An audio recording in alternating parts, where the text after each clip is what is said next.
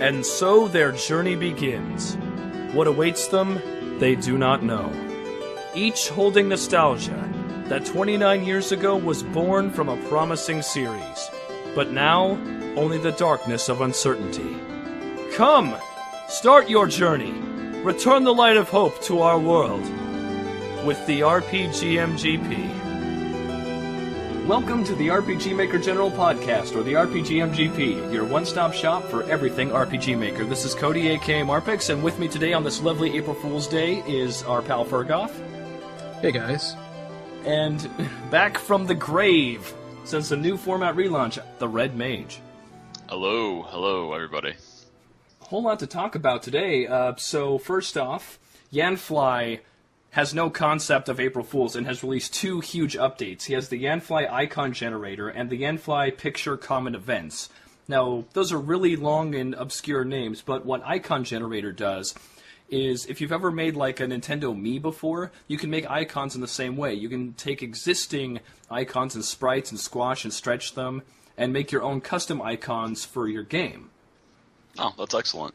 Yeah, I've seen a lot of talk here and there about the lack of icons for MV, so the fact that that's out here now should probably put a lot of that conversation to a halt.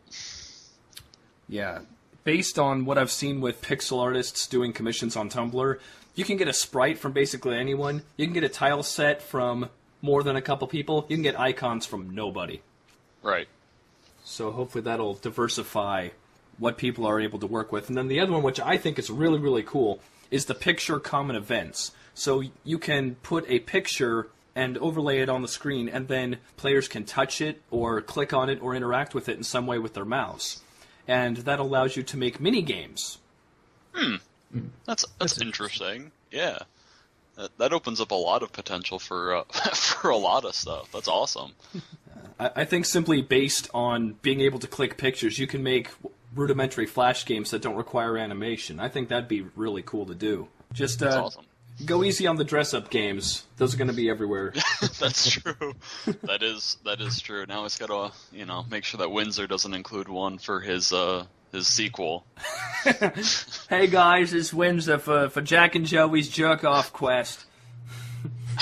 Oh god, that wasn't Windsor. That was like Sloshy Windsor. Yeah, so really, really pumped about that. If anyone hasn't made the switch to MV, but they're really interested in making mini-games, definitely give the picture common events thing a shot. So up next, Project Progress. So Jack and Joey Shag Venture is going well because I'm Windsor, and that's what I'm working on here on this beautiful April Fool's Day. Right. Yeah, so I've got the jerk-off mechanics all completely set in stone. They're very, very balanced. Climaxing is definitely overpowered, but I think that would be part of the experience. Well, obviously. Yeah, I can see that. That sounds fair. All right. How about you guys? Oh man, as far as like actual progress goes, and in all honesty, no jokes. I mean, I have made absolutely no progress at all. Oh. I'll be honest. My computer crashed, so I had to reboot and everything because I had to get a new motherboard, new processor. So with that, I lost everything that I had except for like the one game file that I had up on MediaFire. And there's actually a lot apparently missing out of that, so like all motivation to work on that game is just gone, completely gone. So I've been toying with some other ideas, but I haven't really had a chance to commit to anything, and I'm gonna blame Stardew Valley for that. But I did actually download the trial for MV, so I'm finally making my way in, and now that all that's out there, I might start putting something together, especially now with this new picture common events dealie. I might have some neat ideas for it. Yes. Let the plugins flow through you. Yes. As for me, I haven't even been able to. Hell, I haven't been able to touch my Tumblr for like 2 days. I've been so busy working on Star Ruler 2's art. I've just turned a whole blind eye to all of that. I want to get back to it, though. I'm really psyched about this game. Yeah, except for today, I know that you've been doing some alternate reality game stuff with your dim Tumblr. Yeah, I've been planning to do that for a couple of weeks. I'd scheduled that to start next month, I think. I've got a whole bunch of posts queued up to do it, and the page should automatically change, and it'll be real fancy.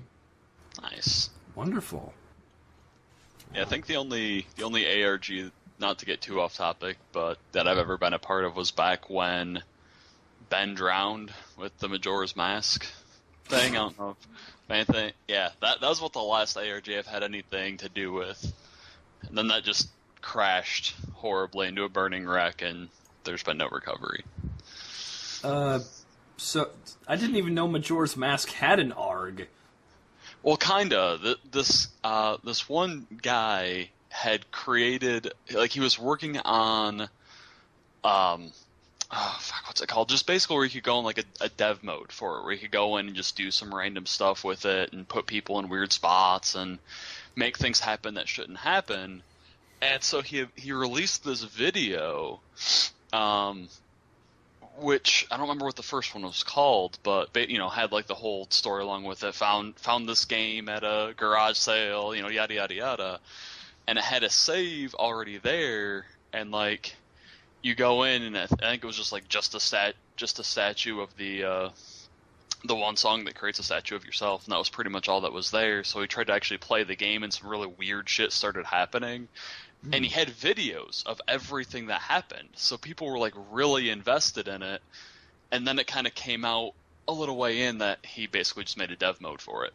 Like, he hacked the game and made a dev mode for it. So it lost a little bit of steam, but then he tried to like make it like really ARG and put a lot of ciphers and puzzles and all that kind of stuff. And there was like, he had people planted in chat rooms on different sites that people could talk to. I mean, it was really interesting in what he tried to do, but there was all this build-up, and then it just went nowhere.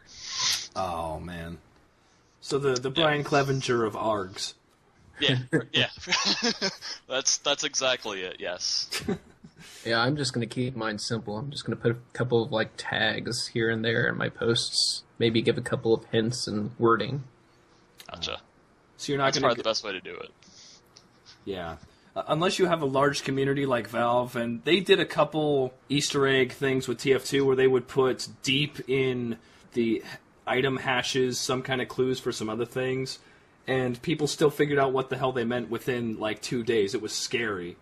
Oh, yeah. I mean, like, I originally thought, maybe I'll put something into the HTML for people to find, but they'll probably find it anyway, no matter where I put it. Yeah, once you get those crazy fans, man, they'll do anything. Mm-hmm. That's true. Yeah, so today is a very exciting day. The demo for Final Fantasy 15 dropped on PSN, and we don't know what the hell it looks like yet because Adam isn't here, and he hasn't played it yet. But we figured it was as good a time as any to do a Final Fantasy retrospective. It's been 30 years? Ish, yeah. 30-ish years. It's been a long time. Longer than most of us were born. And the series has definitely come a long way. In the first one, you have an NES, and the entire game is probably smaller than most emails that get sent anymore. It's true. That's probably a pretty accurate comparison. Whereas you have FF15 coming out for the PS4, and it looks absolutely gorgeous. Yes, it does. It looks phenomenal. I'm not one who likes graphics, to be straight. Graphics never usually impress me, no matter what. But man, I looked at the most recent trailer that came out, and I was just like, "Damn! I actually want to play this game." So makes you believe in magic again, huh? Yeah, a little bit. Now let's talk about FF15 for a little bit. So I saw the trailer you posted, the Reclaim the Throne trailer, and I also saw one that was out in February. And something that struck me as interesting is the costume design is a stark reversal from what is normally done with Final Fantasy, because it's always supposed to be like a wide cast of characters that you recruit from wherever, and they're always wearing these big exotic outfits with full of belts and zippers. But yes, in FF15, it seems like they all knew each other before the game started, which is kind of an unprecedented step, largely unprecedented. Yeah, not since the very early games when you didn't have much of an intro, but yeah. And instead of wearing big garish uniforms, they're all mostly wearing black. Like the way you tell people apart during the combat trailers is their ridiculous hairstyle. Right. But yeah, it's interesting too because a lot of the way that, and I'm sure this is probably where you were leading to, I hope, that's interesting is that they all, like, because they all seem to know each other, they have like a little bit of like guy humor between the four of them. Like, there's a lot of scenes where they're just kind of like, I think there's one where they're just like chilling in an arcade, and it's very interesting to me to see something like that because that doesn't really scream Final Fantasy. But it's interesting, and I like interesting, so I'm probably definitely still going to give it a shot. I just need to get a PS4. Oh man, yeah, they were chilling around a pinball machine, was what it was. I remember that in the trailer. Yeah, this is kind of an odd step because I know that that previous Final Fantasies have tried the previous relationship thing, but either the technology didn't allow it or they didn't feel like they could properly do character interaction in that way, because you have Final Fantasy VI, you have Locke, who's in Narsh, and he's a treasure hunter, quote unquote treasure hunter, and he goes everywhere, and then he knows about Edgar, the King of Figaro, who's next door. So they're familiar with each other. They're both part of the Returners, which is like that rebel faction, but then you don't know like any time that they happen to go fishing together, or if one told a nasty joke, or if Locke happened to steal the girl that Edgar was trying to go for one day at a bar. You just don't hear about that kind of stuff. Yep, it's true. They focused a lot more in the earlier Final Fantasies just on the plot itself, and then not so much on the interpersonal characters. And that started to change around 7 to 8, especially. That's when they started to make a focus on that, and then like I was saying earlier, when they got to Final Fantasy 13, they focused too much on that. Like, there was too much character interaction. It was just too anime at that point. Yeah, like because there's one area, and I still haven't beaten the game, and I think I'm in the minority because so far I do genuinely enjoy it. But there's just one part where I remember like you get to the zone and there's a cutscene. And then you walk a little bit further, you fight one battle, and then there's another cutscene. And then you walk up this hill, and there's another cutscene. And then you get to the end of it, and there's another cutscene. I'm just like, can I just play this fucking game, please? Please, can I play? And so that I think just took it too far. Hopefully in 15 they take a step back from that. Yeah, with how the combat goes, I found the combat has been streamlined in a way, but I don't think it was streamlined in a bad way, because you're sneaking around this giant base with soldiers and a giant robot, and it feels a lot like Deus Ex, because you're sneaking, and then once you get caught, then everything goes downhill. But until then, you can warp behind people and sneak attack, kill them, and you'll get experience for that. And I think that eliminates random battles and excessive grinding. And if there's a battle that you knew you would win, but you don't want to go through the loading screen and the 2 minutes of selecting menus, you just backstab the guy and you're done. Right. You had the opposite problem, I think, with a game like Undertale, where you had to keep doing all of the nice actions to let people go every single time, every couple steps.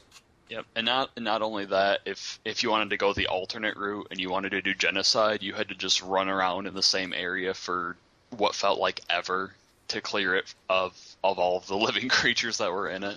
So it was just a time sink either way. Yeah, I do agree that RPGs have their flaws, and one of them being the random encounter. And random encounters they were a product of their time. Back in the day, you couldn't have enemies on the map. You couldn't have too much non-combat interaction. It was just, oh, shit, we're getting attacked, and then you do whatever you have to do. But nowadays, there is still an excuse to have random encounters, but I think people's tolerance has definitely gone down. Yeah, and that's actually a really interesting point, because I had never honestly realized how much I absolutely loathed random encounters until I played Lisa.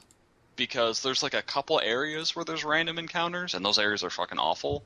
But like almost every enemy that you fight is on screen, and there's like a little event or bit of dialogue, so you get like just a little bit of their personality, and then there's a fight there. So like there's no random encounters. I mean, they're procedural, you have to beat them to progress, but you can see them there. You know they're there, and you understand why they're there. It's not just some birds and a rabbit jumping out and being like, hey, let's go right now. So, but yeah, in any future games I make, I'm probably going to avoid random encounters, or at least a very, very minimal. Yeah, perfect. Firgof, you want to weigh in on random encounters? Well, they're kind of a love-hate thing for me. I like things that pad out stuff between boss encounters, but I mean, I like a good pacing there. There's a difference between, like Final Fantasy... shit. It's been so long I can't even say that with authenticity, but I think Final Fantasy IV was the last time that I was like, yeah, this is a pretty good random encounter rate. Whereas these days it feels more like I'm playing Diablo 3, except everything is hidden until it hits me. Mm-hmm. Yeah, I can feel that. 15 feels like it's, with the demo that they put out, it felt about right to me, especially since you can just ignore the encounters and run. That's a good point. It's the most annoying thing for random encounters for me is if you get fairly powerful, then you're just kind of sitting there, walking along, and battle. And then you have to go over, escape, failed, escape, okay, now we escaped. And then that process repeats like 6 times while you go over an area. Yeah. Along those lines, so I talked a couple casts ago about Suikoden, and once your level gets high enough, run turns into let go, as in you are giving the enemies an opportunity to run. That's awesome. Yeah, like you're level 15, you're wandering around the starter area. Oh, hey, shit, it's a boar.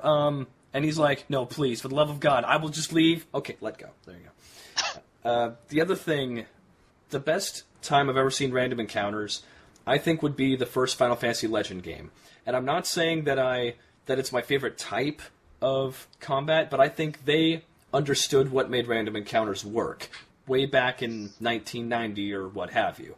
The random encounters were moderately frequent. You weren't getting them every couple steps, but they still felt kind of annoying because they were super duper hard. Every enemy threw something new at you, and it was always dangerous. And to balance that out, the flee command worked about 90% of the time. So okay. If you were weak and you needed to heal, you could reasonably flee. If you wanted to save yourself for later encounters, you could reasonably flee and save what resources you had for anything that was upcoming.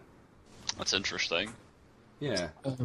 And technically, flee is still way more useful than defend. I have never seen defend get used right until Bravely Default a couple years ago. Yeah. Yeah, about the only other games that I've seen that have handled random encounters well is if anybody's played either Breath of Death 7 or Cthulhu Saves the World. Basically, they kind of have like a random encounter meter, and so like in an area, like once you've had 10 random encounters, you don't get any more. Unless you want, you can trigger additional battles, like if you need to grind, but you just literally go to a menu, hit the button, and you start a battle. Like, you don't have to just run around waiting for something. Or, you can clear it out right at the beginning, and then you don't have to worry about it while you're trying to explore and dungeon crawl and all that, because all the enemies, or all the hostile ones at least, are gone. But if and that's a really cool way to. But if you want to, you can call up the undead, like, "Hey, you wanna go?" Yeah, pretty much. And you just can keep bashing their face in too. And those games also had a real. I don't think I've showed them before, but I probably should because they also had a really interesting level up system. At least to me, it was very simple. But each level, you could basically choose: do you want more abilities, like more skills, or more stats? Yeah. So you could basically just build a stat character who had like 2 or 3 abilities. Or you could have a slightly weaker character that had a whole mess of different things that they had available. So it was just a really interesting way to diverge from the very basic, you get stats and maybe a skill. Yeah, I finished Breath of Death 7, and I found the game a little bit unbalanced because the healer, if you pick the right things for the healer, which I did because I'm an asshole, you get 3 or 4 attacks as compared to everyone else's 2. You get spells that blow your combo meter but do massive damage, and you can heal. But because it's your healer, you have to manage their turns in a way where everyone else is still healed, so you can't always use their awesome attacks all the time. Yep. Yeah, Breath of Death was the first one that I beat, and I've had Cthulhu Saves the World for like a while, and I've played it a little while, but it was so similar to Breath. I mean, obviously it's by the same creators, but it was so similar that it kind of turned me off because like, okay, I just beat this game. I don't want to play it again. Yeah. Along those lines, their maps can be a little labyrinthine. Yes. Which is why I'm thankful that they have the random encounter meter, because once you run out of encounters, you don't got to worry about because anytime. And if anybody's out there and they're listening and they're making a game and there's like a room with a puzzle in it, turn off random encounters in that room, please. Yes. That is the most annoying thing when you're trying to figure out a puzzle and you're going back and forth to different things and you keep getting triggered by battles because then you forget what the hell you're doing. Oh, it's like Final Fantasy 1's tower teleporter maze thing. I hate teleport mazes. Oh, but they're just such a great way to extend the gameplay. They're very cinematic. My rule is, if it seems Gygaxian, I'm not allowed to do it. That's a pretty good rule of thumb. No stepping on a tile in a dungeon randomly catapulting you out of the whole damn thing. You need like the Looney Tunes theme playing in the background when that happens.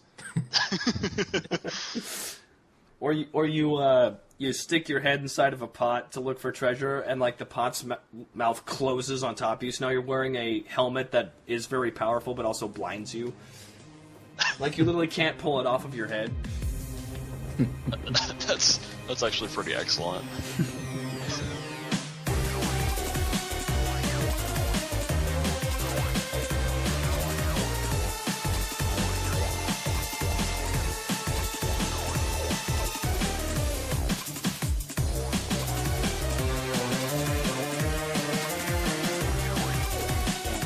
So, what are your guys' favorite Final Fantasies? And we're just going to talk about mainline here for a second. I think that of the ones I have played, I have gone back to 6 most often. If I had the patience to grind, I may have enjoyed 5 more than 6. But as it stands, I think 6 is the most complete package. It has a lot of characters you can care about. It does its best to send you from interesting place to interesting place. You're never bored playing that game. That's a tough one for me. Obviously, the game that I played the most of the series was Final Fantasy VIII, because I beat it 7 times, I think, over one summer. Wow. But as far as best executed Final Fantasy game, I might go for... Oh, but you want mainline only. Mm-hmm. Okay, well, that throws that out. Okay, best mainline game design in the Final Fantasy series, I would put as... this is a bit of a toss-up for me. I want to say either 12 or 10. Wow. Okay. More 12 than 10. More 12 than 10. Okay. I'll get into why I don't like 12 later. But I can see a number of reasons why that game may turn off a lot of people. Yeah. All right, I'll get into it just real quick first, and then I'll jump to my favorite. The one thing that killed 12 for me was the Gambit system. Because they pushed it really hard early on. Hey, you can do this, and you can do that, and you can do this. And I was like, oh, this is really cool. But by about a third of the way into the game, I didn't need to interact with the controller during combat. I had all my gambits set up to the point where if I was at a certain low health, I would be healed. If I got slowed, I would cast haste. If I was poisoned, I would have an antidote. I didn't need to do anything in combat, and that just made the whole game really boring for me. Youch. And that's what killed it.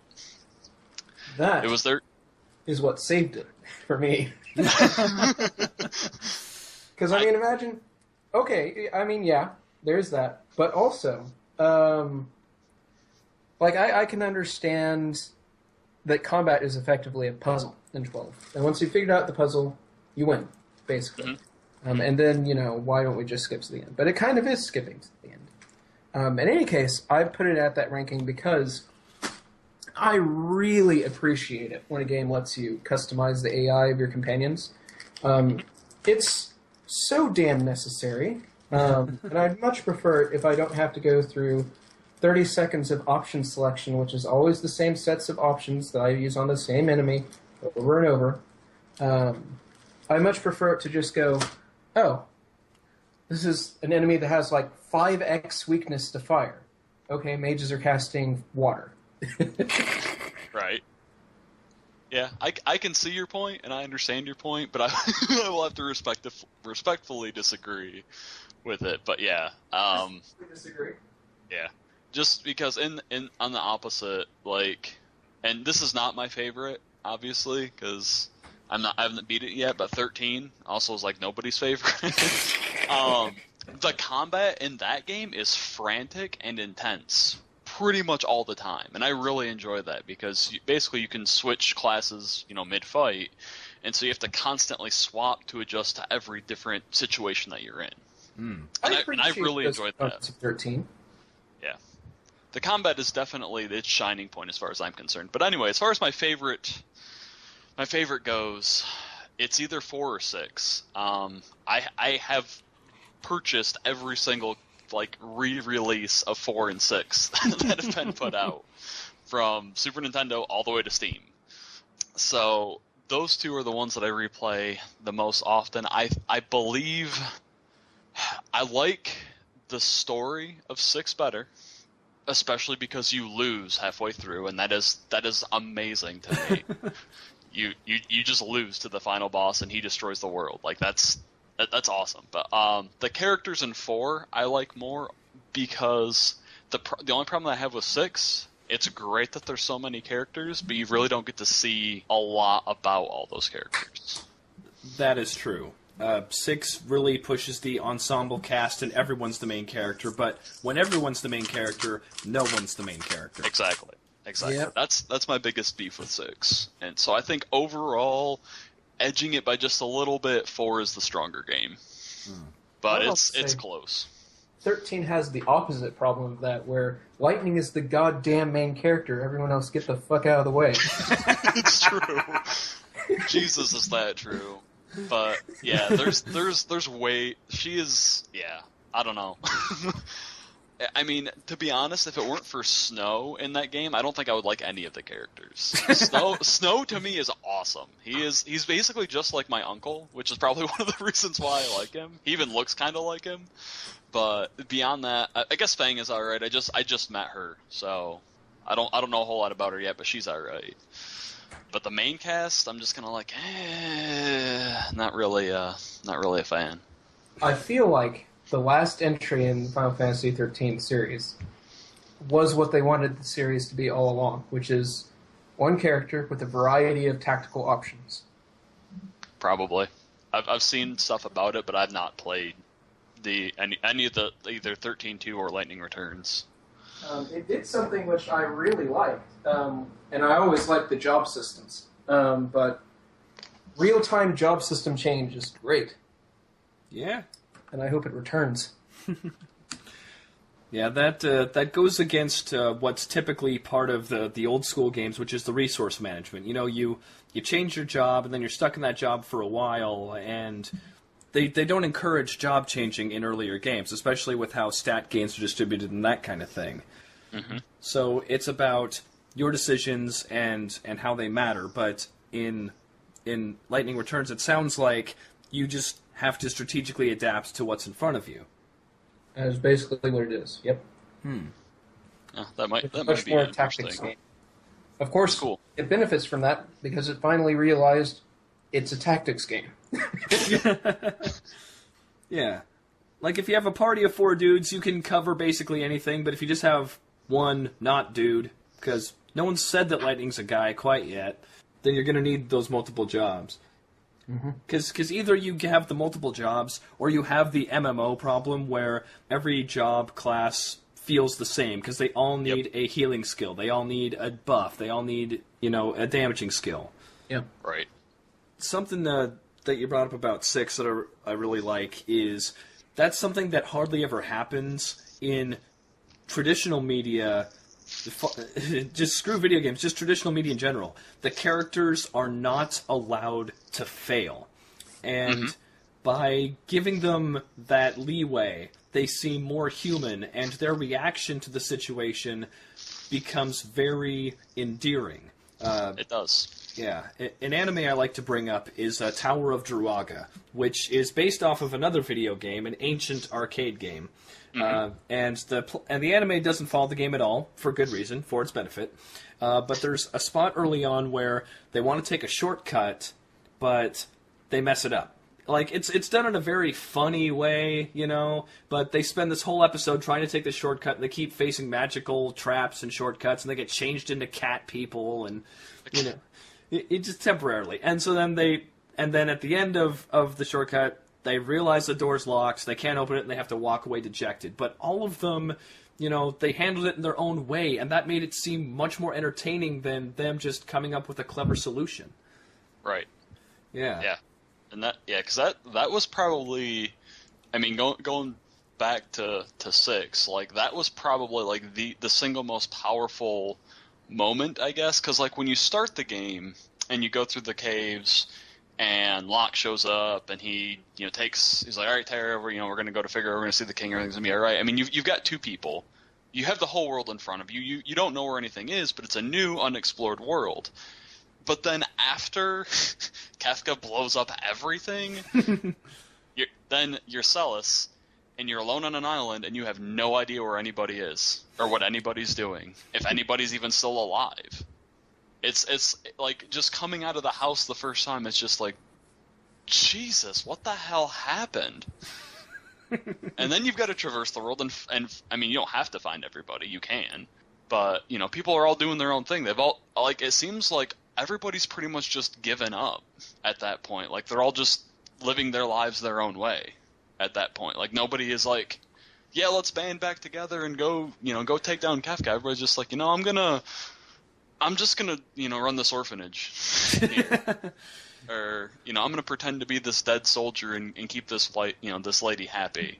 You know, they just have given up on the adventure. And it's a really powerful moment to see each of these people in their own way pretty much have just given up.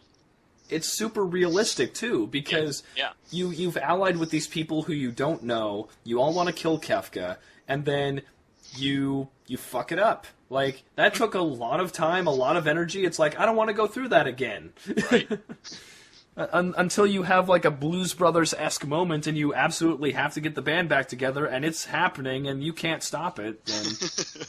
Right. Yeah.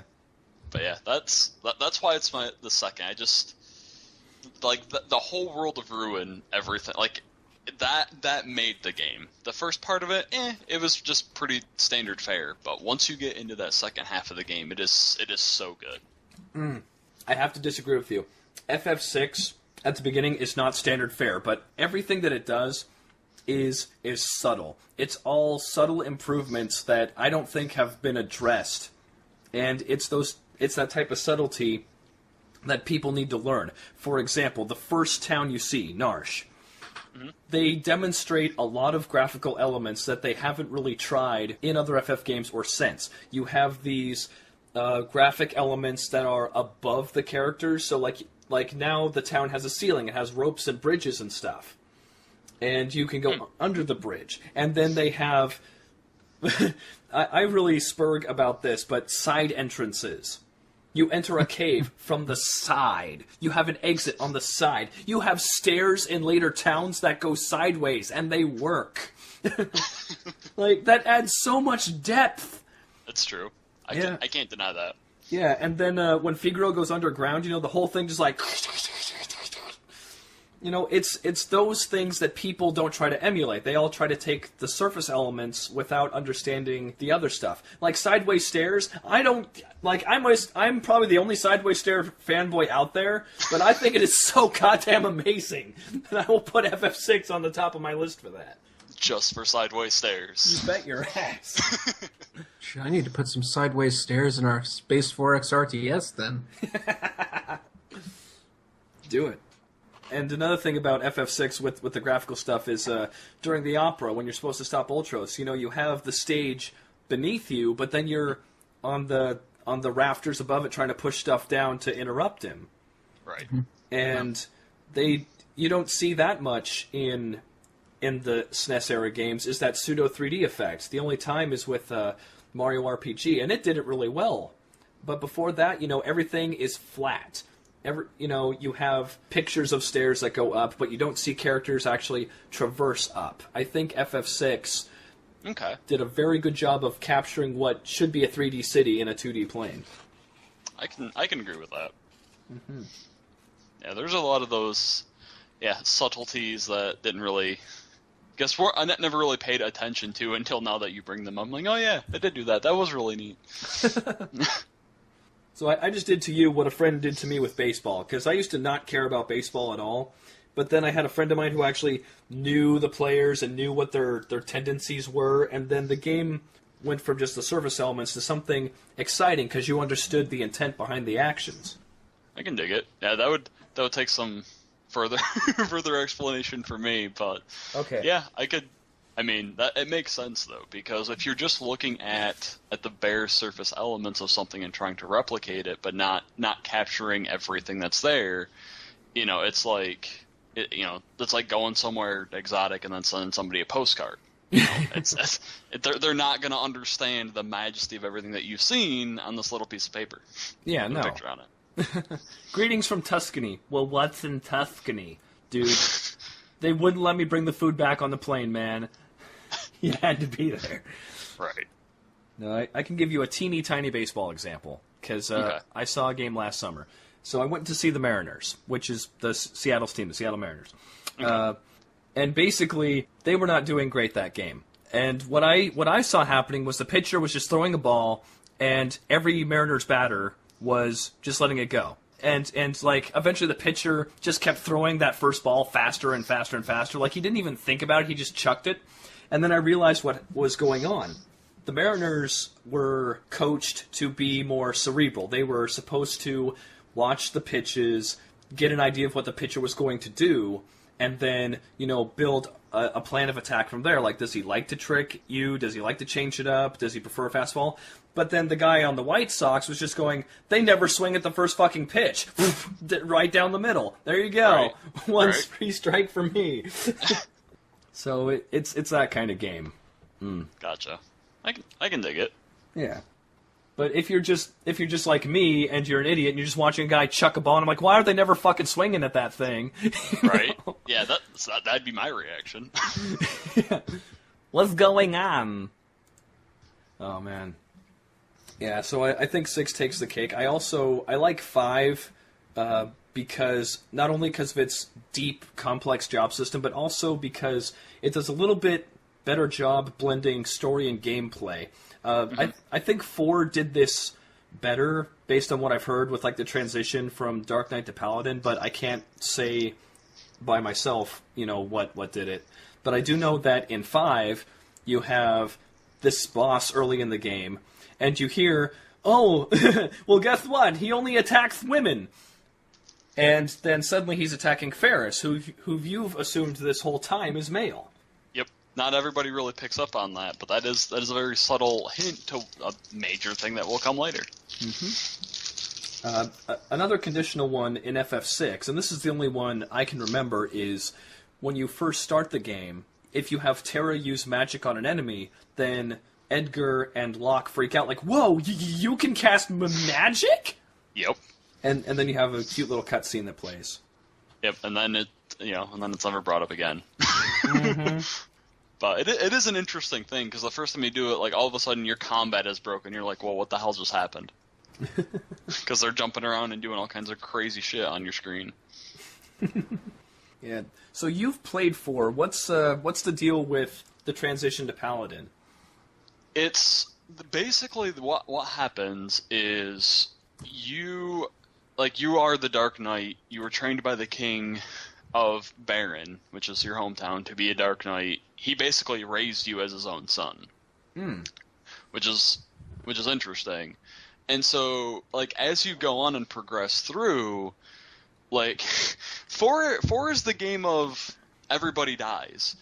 because what happens is you start out, and because you question the king's orders, because you basically beat up a bunch of people and take the crystal of water, I think, to start with, and they're so, and then the king, you like try and be like, is this really right to just go strong arm and stuff? And the king's like, you know what, screw you.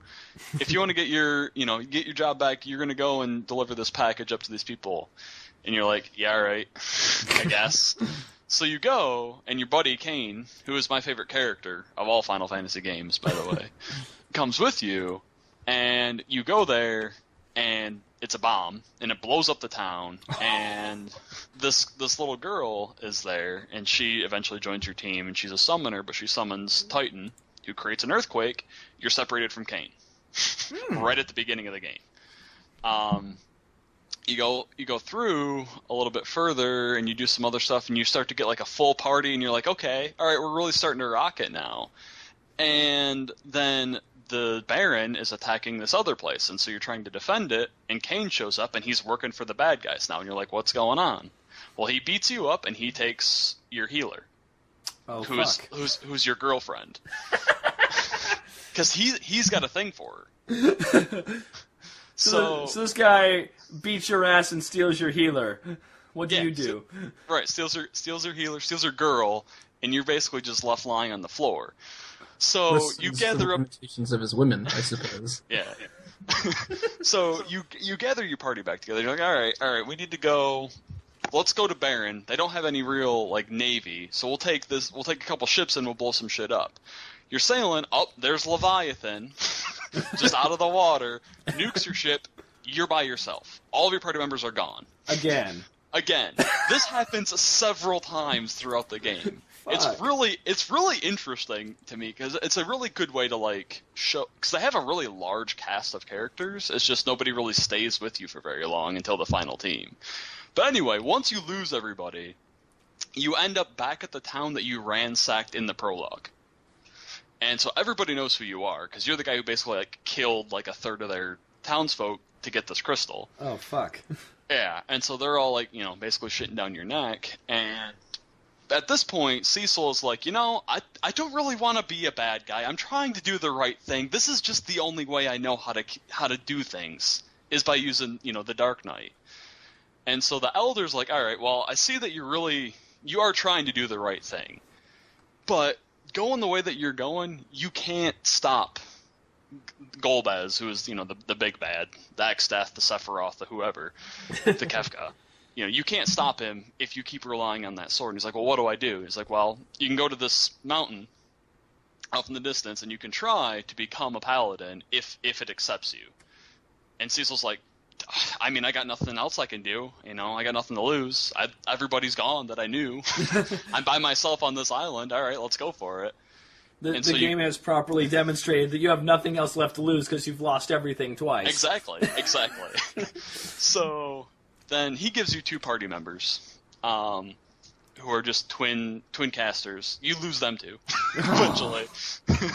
But you climb the mountain, you go all the way up there, and there's a lot of plot to it here. So this game is ancient, so I guess spoilers is fine. But basically, the spirit that is at that place knows who you are, and you go into a fight where you're the paladin and you're fighting against your Dark Knight self, and the only way to win is to not attack yourself. Because if you attack, the fight just continues until you die.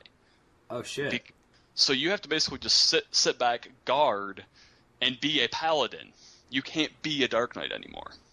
You can't just mercilessly kill stuff to be the paladin.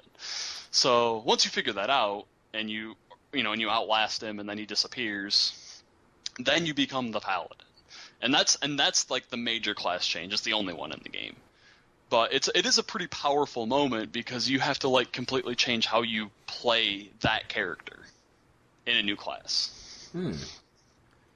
So is that the only time in video game history where Defend was useful before 2012? Hey, Defend is useful plenty in A and A2. Especially when attack is banned. That's true. That's true. Well, let's get into tactical games though. That's a little bit different. But yeah, I think that's about the only time defenders ever really use. I mean, you could just stand there and let them beat on you and just heal yourself instead. But counterattack doesn't count as attack. All right. Well, that sounds really freaking cool, and the complex nature of the plot is probably why it doesn't get as much love as, say, 6 or 7. You know, it's got a lot of issues it's trying to juggle. Yeah. Oh man. Yeah, but just jumping back to Kane really quick, because again, I love Dragoons. They're like my favorite class, and in Final Fantasy Tactics, like I pretty much just had a team of Lancers. But like his character is so interesting to me because he's such a flawed person. Like he's always been jealous of the main character. Like they're best friends, but Cecil's basically always better at him than like everything. He got the girl that he wanted. He got the favor of the king. All this stuff. So when you get separated, he's really easy to. I mean, they call it mind control, but you kind of get the feeling that it might not have really fully been mind control of him fighting against you. And I mean, there's a couple times where he's like, oh man, sorry about all that stuff that I did. And we're like, no, dude, it's cool. We're buds. And Kane's like, yeah. And admits to Rosa a couple times, like, the main reason that he took her is because he wanted her to be closer to him. Like, admits it out loud to Cecil. And there's just kind of like this awkward silence. And then the tower that you're in is about to explode. So then you got to, then everybody's got to leave. But, So you can't just beat his ass right then and there. You have to escape the tower. Exactly. But he's just such a flawed, broken individual who's trying to do the best he can, but is also very selfish at the same time. And that's why he gets my favorite character vote. All right. Let's see here. I think my favorite character probably going to be coming from 6. Yeah. And personally, I think it may have to be Kefka. Okay. Because I grew up at the perfect time to watch Batman the Animated Series. And to me, Kefka is basically Final Fantasy Joker. That's not untrue. He's whacked out of his mind, he backstabs everyone, and becomes the final boss. He just seems like this dude that's doing, evil stuff, under the Emperor, and then he's like, oh, by the way, I'm Emperor now. Right. He's very entertaining. He's never not interesting. That's true. And I think that's why he gets my vote. I don't think I properly connected with any other character in the mainline Final Fantasy games. I identify with Delita from FFT, but I still don't know if he would be my top character. Gotcha. Yeah. Yeah. Firgof? Yes? Did you have a favorite character, Firgof? Oh, you're asking for a hard choice, friend. Well, if I were to pick from the games, I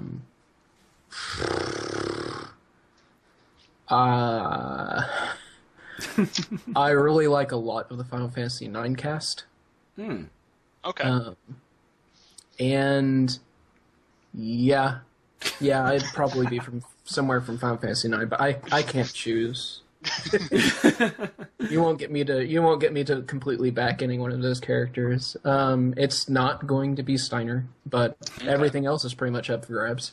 Mine would be Freya because she's a dragoon. Freya's pretty cool. Oh, yeah. I've only played a little bit of 9, but I remember they had a similar structure to 6 where they all had stories. I remember that. Freya, if I remember correctly, she was looking for her boyfriend. Yes. I think so. And her boyfriend had amnesia. I think that's right. Yeah, it's been a long time since I played 9, but that sounds right. Yeah, no, I remember someone on 4chan, because there seems, ever since JRPG General died, there's been a lot of threads about JRPGs on V, because, they can make a thread every week or so, but they can't keep a General going 24/7. Right. And someone was talking about how tragic Freya's story is, and assuming this is true, I'm leaving it in even if it's not true. Fuck everyone. If you have a character who's looking for their boyfriend, and then you spend a couple hours with them and you believe in their story and you want them to find that guy, and then the guy doesn't remember who she is. That's pretty fucked up. Yeah. Yeah, it's pretty fucked up. Yeah, that would, yeah. And nine's an interesting case for me, actually, because now that I'm like thinking back on it, I've never actually beaten 9, which I think, aside from 13, is the only mainline that I haven't. But I have beaten it.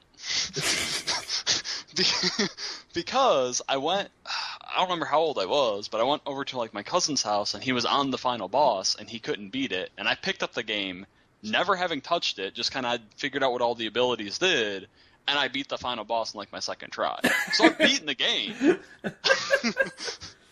But I've only made it up until I think the end of disc 1 is the furthest I made it, because like my second disc was like broken or scratched or something. I've never actually played past disc 1. Oh, jeez.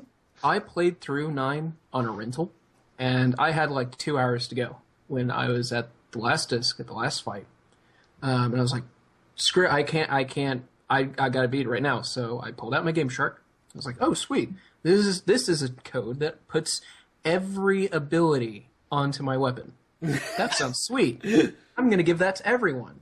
And then I was stuck in a fight where all of my weapons did healing damage.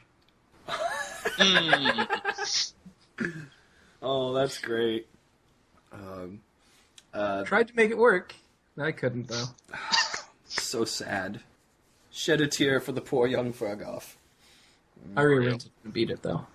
That's good. Okay. I had a similar situation with Final Fantasy Legend 2.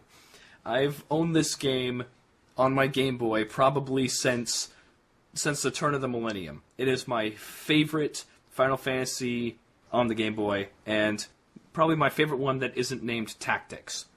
But for the past, 15 years, I had never beaten it. And I'd never beaten it because you get to a point in the game where the difficulty ramps way the hell up.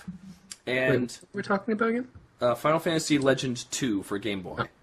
Yeah. So once you get to not Japan, which is way up there, this is where you have the infamous banana smuggling operation going on, and you have to break that up and kill the Shogun or whatever. You're already fighting a bunch of losing battles. There's weapon durability, and you've probably burned through the good weapons you found because the ones that are actually for sale are too expensive to keep around for a long time. You're fighting the stat growth because your stats grow less the further up you get. It's scaled to the relative enemy strength, and the scaling is so bad that by that point in the game, you have to keep fighting better enemies, but the better enemies are so hard you decide to fight easier enemies. But the easier enemies give you less chance to increase your stats. So you're basically not leveling up at this point. Okay. Yeah, because the growth isn't based on experience. It's based on you swing a sword and your strength may go up at the end of the battle. You cast magic and your mana may go up at the end of the battle. The Morrowind style of advancement. Morrowind, Final Fantasy II, the Saga. Is Final Fantasy Legend the precursor to the Saga games? Yeah, it's Saga 1, Yes. 2, and 3, yeah. Okay. Yeah, but... Yeah, sounds like the Saga games. Yeah, but this is not like Morrowind or Final Fantasy II in the sense that you have a bar that goes up very slowly. This is completely random chance. Yep. At that point in the game, you're basically not increasing your stats, you run out of money, and you give up. And so, about 2 years ago, I Game Sharked the Game Boy and got through the rest of the game. And even with jacked and broken stats, I still had some trouble getting through the end of the game. That's awesome and terrible at the same time. Yeah. Meanwhile, Final Fantasy Legend 3, with a proper leveling system, I beat before I left middle school. I'm a grown-ass man. I couldn't beat him. And you know what? I still haven't beaten Final Fantasy Legend 1. I bought all 3 of them within the span of 6 months. And FFL 1, I'm still stuck on the end part where you're basically climbing a tower and going to different worlds. And in this world, there is a demon bird named Moltres. I mean, Suzaku. And the only random encounter on the overworld is Suzaku. And he's the boss, okay? He's the fucking boss. Every encounter is Suzaku, so you basically have to keep running from him. And if you happen to beat him, you get 1 piece of gold, and then he respawns and you have to keep fighting him. And the whole point of this map is, like, you get a bike that lets you move faster to avoid him. There are underground tunnels, so you can, like, not be on the overworld to avoid him. And I don't even know what the rest of that map is. I spent a good month trying to figure out what to do. And, you know, it's an old game. They don't give you a lot of direction. And I was just like, you know what? F it. That's just one of those things that you just gotta, like, wondering, like, what the hell were the designers thinking at that point? That I had all the free time in the world. Apparently. Apparently my girlfriend dodged a bullet by getting Mystic Quest when she could have gotten Legends. Hey, Legend 2 and 3 are great. It's Legend 1, well, I guess, 2's up in the air, but 3 is great. But if you're 10 years old, either 3 or Mystic Quest. Yeah, Mystic Quest is a game that I thoroughly enjoyed. Like, it was simple and it was pretty easy, but like it was a fun game. You know, it didn't have groundbreaking plot or characters or anything like that, but it was genuinely fun from start to finish. Yep, that's how I never got to play it, but she liked it a lot. Yeah. Yeah, I mean, if you've got, like, I think it takes, like, 8 or 9 hours, like, if you just sit and play it through. So, I mean, if you're looking for something to do, I mean, it's a fun little romp. So it's kind of in that Lunar niche where the execution is super high, you know? It doesn't do a whole lot, but what it wants to do, it does really well. Yeah. Yeah, it's just, like, you know, if you back, like, if you go way back to, like, the old Game Pro magazines where they rated, like, graphics and sound and this and that and fun factor, like, everything would be, like, 6, and then fun factor would be, like, 9. You know, it's kind of like how Final Fantasy X-2 did to me, because I thought the plot was stupid, I thought the characters were shallow, I thought everything about that game was terrible, but that combat system in that game was amazing. Like, amazing, until now 13 is arguably better, but I mean, if you just want, like, that is the pinnacle of ATB, is Final Fantasy X-2. Oh, it actually used an active time battle instead of the CTB like the regular 10 did? Yeah.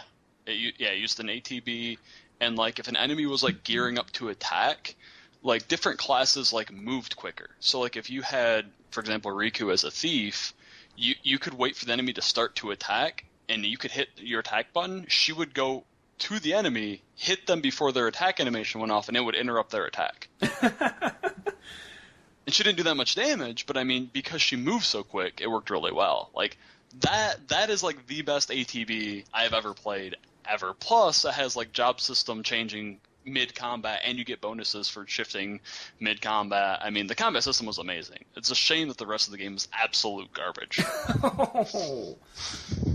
That sounds like the start of, well, actually not the start of, but a continuation of what Final Fantasy did back in the Game Boy days, where they wanted it to sell, so they named these old Saga games Final Fantasy Legend, and with 10-2, it could have been some kind of experimental RPG with a different name, but no, let's make it a sequel to Final Fantasy X to make sure it sells.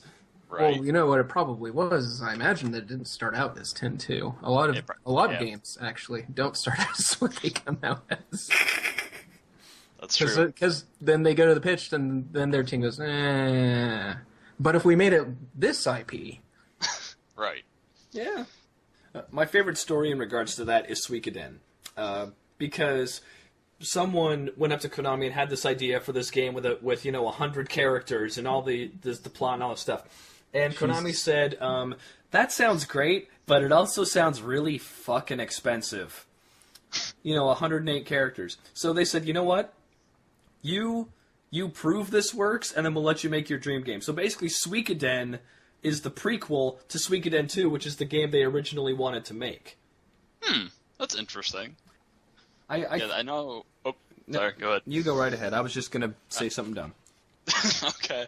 No, the only one that I know about that, and that's because it's my other fanboy series, is Mega Man started out as an Astro Boy game. And then they're like, we don't really want it to be an Astro Boy game. And then Capcom was like, well, shit. You can see it in the character design, in fact. Yeah. Yep. And so then, but then they just switched him over to Mega Man, and then, my inner fanboy years later cheered. So Oh, didn't that happen with Fallout too? Like, it was supposed to be based off of a book, like a set of tabletop rules, and then those people said, yeah, never mind, and so they invented Special. Oh, it was a lot more. There's a story behind how Car Wars became Fallout. But yes, it was kind of a, hey, so we really like your GURPS system. Can we use it? Sure. Okay, great. Now we're halfway through production. Let me send you a build. Okay, fuck off. What? But no, fuck off. Okay, fine. We're just gonna make our own setting. We're gonna call it Special. We'll make our own special system. That's great. You know, it would not be a proper retrospective without mentioning tactics. Well, of course not. It's the single greatest game of all time. Exactly. You know, and that's actually kind of sad too, because in that sense, you know, can it ever be repeated? Can it ever be outdone? I thought A improved on it. Ugh! You are the only man on Earth who enjoys advance over tactics. Well, shoot me. I like tactics. I like advanced more. There are a few things that are above advanced wars in my tiering system for strategy games. Few things. Okay, so I'm going to ask you, was Advance your first foray into FFT, or did you play the PlayStation version first? Yes, I played the PlayStation version when it came out. Okay. So I'm going to do my absolute best to repress Cody from 10 years ago, because back when I was underage banned, I was on 4chan talking about FFTA. I was down there in the fray as this was happening. And I believe that FFTA simplified FFT in ways that were detrimental. Not just the maps, because, you know, I understand it's a Game Boy Advance, the maps can't rotate, that's fine, whatever. But now summoning has no charge time. Now enemies are not scaled to your highest level unit, they're scaled to your lowest level unit. So you are not allowed to have a large crew, because if you have one that's too low level, your regular guy's only getting 1 experience point for progressing the plot, and then the bosses curb stomp them. And my big one, and you're free to blast me after this one, is you no longer are in control of who is in your party. So when I first played FFT, you know, I made my friends, I made fictional characters, and I gave them the proper birthday so their zodiac was right. I altered their brave and face so that they were who I wanted them to be. And in FFTA, you just have to pray that someone walks by and goes, hey, I want to join your adventuring party! And then you find out it's a Numu, and they can't even walk around the track before collapsing of heart failure. They're that fucking slow. And you're like, you know what? I can't. Goodbye. Have a good one. Or then later in the game, you know, some guy comes up and like, hey, my name's Jeff. I want to help you save the world. But Jeff is spelled Geoff, and he spent his first 20 levels as a thief, so he can't, like, lift anything heavier than a piece of pizza. So I don't want him in my fucking party.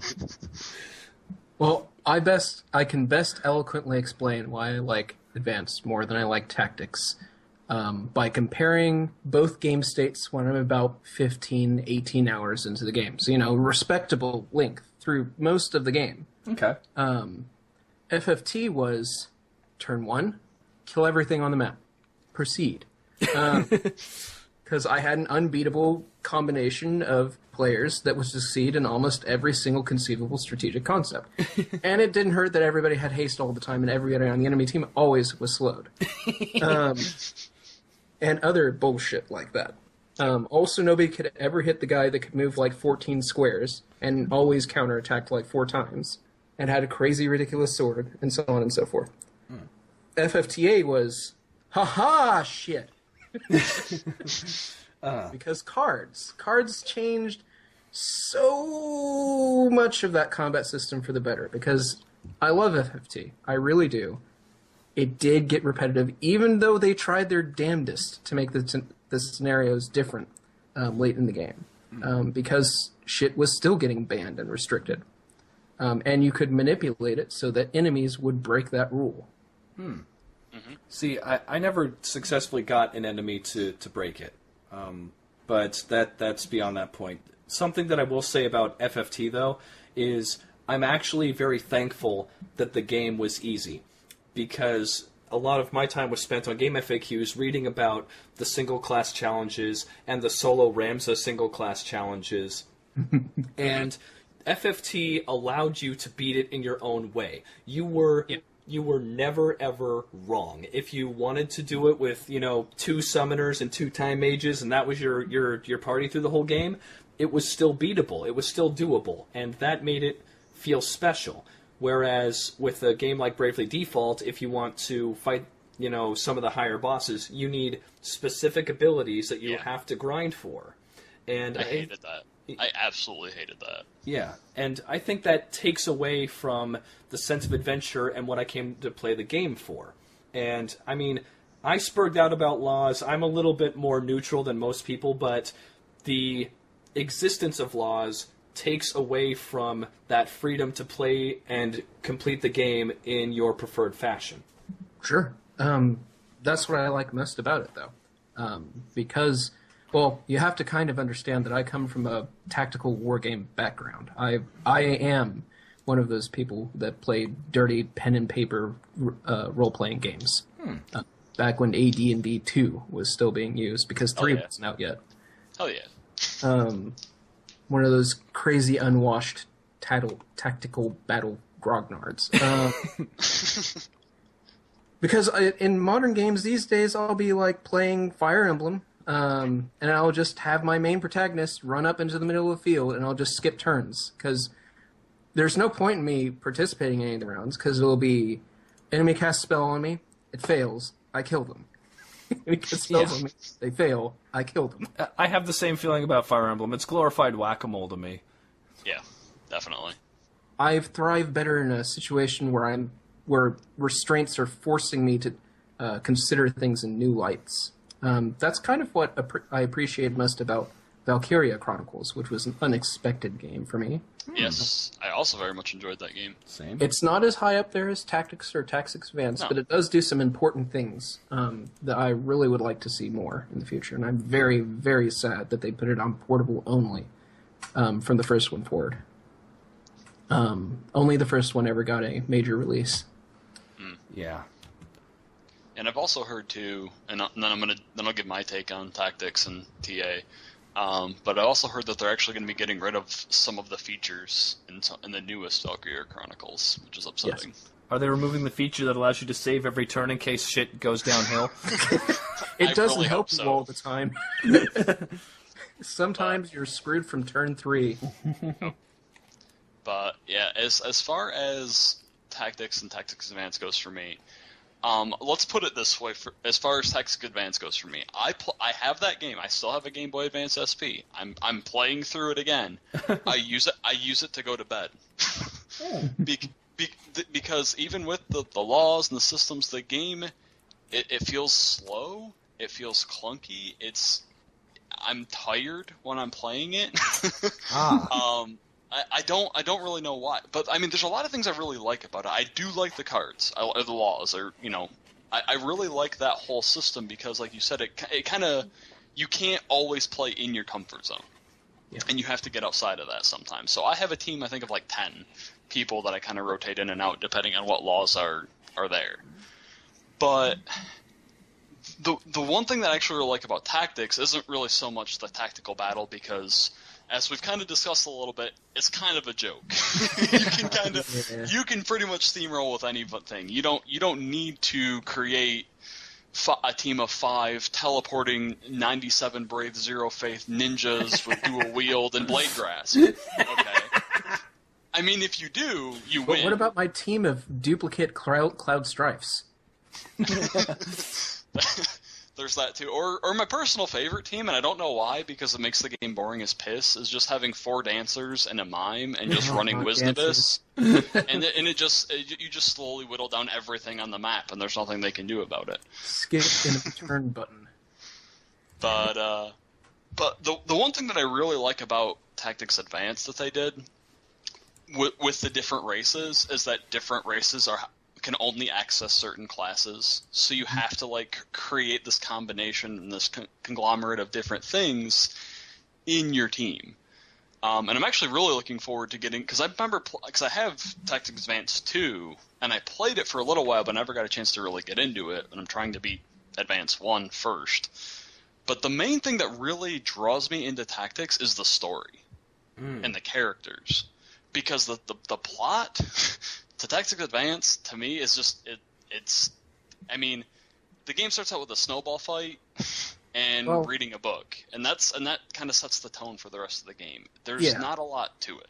A and A2, well, okay, a little less A2, but A is definitely Saturday morning cartoon. Yes, yes, that's a good way to where put it. Where Tactics is Shakespeare! Yes. And just because there's so much that goes into it, like, because I'm that guy that, like, after every single plot chapter, I go to, like, the little Brave encyclopedia dealie to read all the bios on everybody. Yeah. You know, and see all of these people, because, like, there's stuff like Marquis Elmdor, you know, or AKA Sephiroth. You know, there's like all this, like, in his plot, like when you're reading it, because if you read it ahead of time, some stuff gets really weird, because they talk about him how, like, all of his allies call him the Silver Noble, his enemies call him the Silver Ogre. You know, he's this really badass fighter, and then at one point, if you read it, it's like he got struck by a stray arrow and died during combat.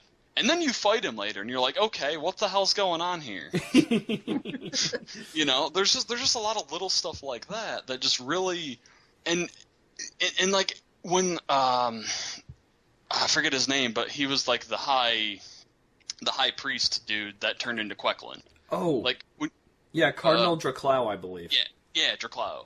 When you read his thing afterwards, you know, there's absolutely no mention of him turning into a demon or anything. I think he just, like, died in peace during the night. Like, you're getting to see the story that's written, that, you know, that people know from history, being different than what you're experiencing, which is like the main point of the entire game. But getting able to see that and actually realize that, it's so, like, the world is so much more real and alive. And that's why I like Tactics over TA. Yeah, go ahead. No, I was going to say, because the gameplay on both sides, it's flawed on both games. Yeah. I would love to have A2 with Tactics' story and sensibility of characters. I would love to play a game like that. Yeah. I liked a lot about A2. I got about 20 hours into A2, but what turned me off of A2 as well as the first Tactics Advance is... this goes back to me talking about role-playing and character freedom, is the abilities are locked behind weapons, which are locked behind the plot. So, even though it's a single-player game, they don't allow you to grind up Summoner and blast people for the first couple chapters, if you felt like doing that. Right. Yeah, but I think that A2 did a lot of things right. I did like the dialogue. You know, it was a good... It was a good compromise between War of the Lions' overly Shakespeare translation versus what, you know, stock FFT and FFTA they were trying to get their points across. What didn't help was Luso. Luso is literally Scrappy-Doo. I cannot put that in any other way. He is dressed... I can't disagree with that. He is dressed garishly. He is the most ridiculously dressed person in the entire cast. He's basically... if Kefka was a party member. Yeah. And I think he's the only human from the real world in Ivalice at that point. But then also, everyone there is speaking in that pseudo-Shakespearean, taking it seriously. Like, everyone is very well written, except for Luso. I just want to go home! I'm gonna be king of the pirates! I hate him so much! But like, the other things in TA2, like, Luso doesn't need to be there for missions that don't require the plot, and they actually bothered to write up special dialogue for, you know, if you have, like, the Bandit King talking to you, if you have a Bonga or a Vieira or whoever, and they're the highest level in your party, they're the one that responds back because Luso's not there. Mm-hmm. And they all sound like very Vieira or Bonga things to say. So, that's cool. And I enjoy that. You know, if you took the races from TA2 and put them in the world of FFT and gave them that kind of depth, I would enjoy them. But as they stand, you know, the races, they have no gender. They cannot be named with what you would prefer their names to be. Mm-hmm. You know, they don't feel I'm not as connected to them as I would be a character from FFT. And I do agree that FFT's story gets weak at the end, because if you're just because you're supposed to be grinding and doing other battles, but if you just go through the plot fights, basically the last 8 fights are, where's my sister? Beat me and I'll tell you. Lol, just kidding. Teleports away. Yep. It's true. By the way, I hope you like the zombie status effect, because fuck you! Yes. God, that fight was zombieism. There are problems on both sides, but I, as a whole, really, really like FFT, and I'm sad that they have kind of just sort of tapered off. Yeah. Because I think that that's a really nice place for the FF series, even though it's an offshoot. Yeah. Yeah, because 12 technically takes place in Evil East, doesn't it? Yes. Yes, it does. I honestly don't remember like anything from that game because I was on autopilot for 90% of it. Judges and all. Yep. And I think the judges too they're just a really interesting like like they're never really, well, at least not in Tactics Advance, not that I remember. They're not really like explained.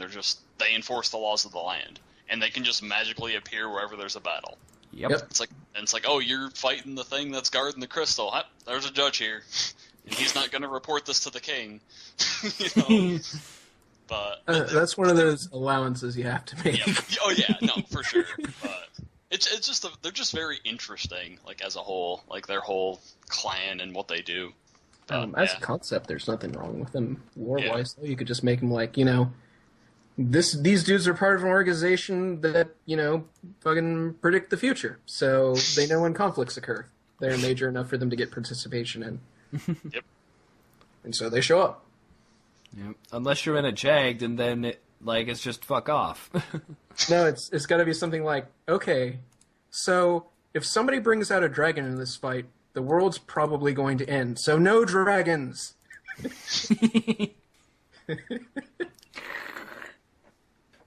see you with your Bahamut summon. And your orbital lasers. That would be such a meta thing for FFTA to do, and I wish they would have done it. It just like when you're fighting the final boss, just new rule: no damaging the queen. It'd be great too, because then you could maybe set it up so that one of the AoE attacks from the boss hits the queen, and then the judges have to attack the king. Well, sorry. Send the king to jail. Man. Oh, man. Yeah, Oh, go ahead. One of these days, Firgof, you'll have to tell me how you manipulate the enemy into breaking the law, because the only time I ever saw it was the people that had the medals. You know, like the rule is no healing. Paladin heals everyone anyway because he has a medal.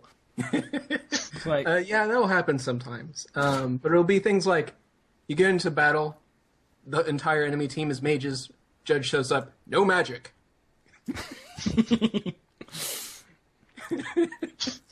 God. And then you just stun them, and then watch what they do. Sorry, paralyze. Which one was it? The restricted movement, specifically. Don't move. Don't move, yes. Yeah. Don't move was also fun. Yeah, the other really thing that I think, and I will find more as I play it, that I really find interesting about Tactics Advance is that not Ramza, because I don't remember what his default name is, but he looks like Ramza.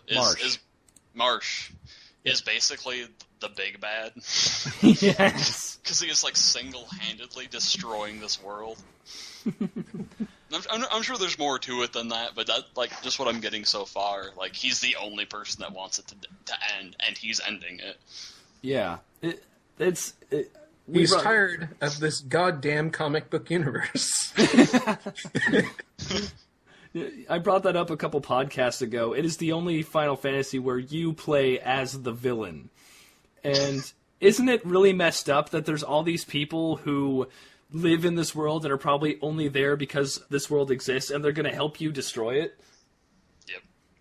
I mean, just recruiting them into your unintentionally evil army.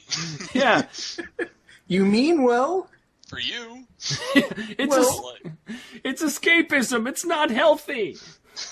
They're just ink on a page. You can go back and rewrite it. Because Mute doesn't want to leave, Ritz doesn't want to leave, so it's just. But I don't know. That's just another really interesting point. That I don't know if it was actually like considered when they were shaping the story that you're single-handedly destroying a world. Nope. Speaking of destroying the world, I think that's a good spot to end the podcast. Yeah, that works. All right. Well, thank you all for listening to the rpgmgp with this Final Fantasy Retrospective. This is Cody signing off.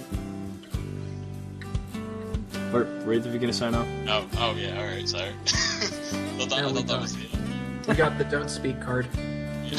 Okay, Red Mage, sign off. Alright, this is Red Mage. I'll see you later.